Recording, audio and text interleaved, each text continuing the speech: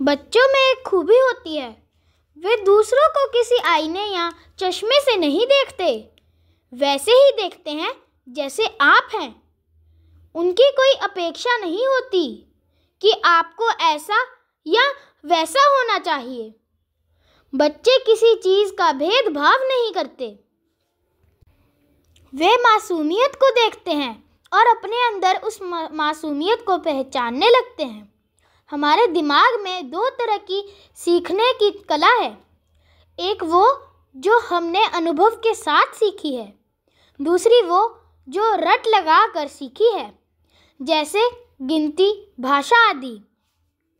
आप जब छोटे थे तो आपसे कहा गया होगा कि इसे मत छुओ, यह गर्म है, जल जाओगे। आपने मान लिया? नहीं।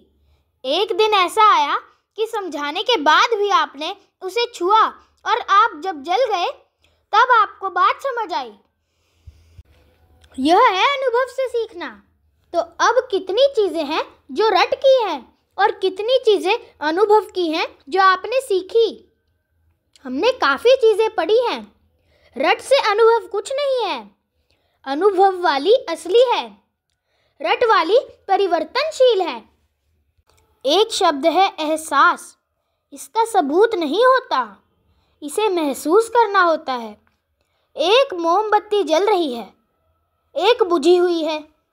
अगर आप जलती हुई मोमबत्ती को बुझी हुई मोमबत्ती के पास लाएंगे तो बुझी हुई मोमबत्ती जलती हुई मोमबत्ती को नहीं बुझाएगी, परंतु जो जल रही है वो बुझी हुई मोमबत्ती को जला देगी। कभी वह समय भी आएगा कि दूसरी बुझ गई, तब आप उसको जलाइए। ऐसा समय भी आता है जब दुनिया हमें समझ में नहीं आ रही है और दुनिया हमें नहीं समझ रही है। ऐसे में हमें एक छोटा सा व्यक्ति भी मिल जाए जो हमें समझ सके तो हमें सुकून मिलता है। आज इंसानियत को बचाना बहुत ज़रूरी है। हम भूल चुके हैं कि हम मनुष्य हैं। कौन समझाएगा कि हम सब एक हैं? और जब तक हम एक होकर इस बात को नहीं समझेंगे कि शांति ही हमारी ज़रूरत है, तब तक शांति कैसे होगी? इस दुनिया में जो कुछ भी गलत हो रहा है उसका जिम्मेदार कोई और नहीं, मनुष्य ही है। बनाने वाले ने मनुष्य को यह खूबी दी है कि वह अपने आप को जान सकता है और उस परम शांति का अपने अंदर अनुभव कर सकता है। जय हो।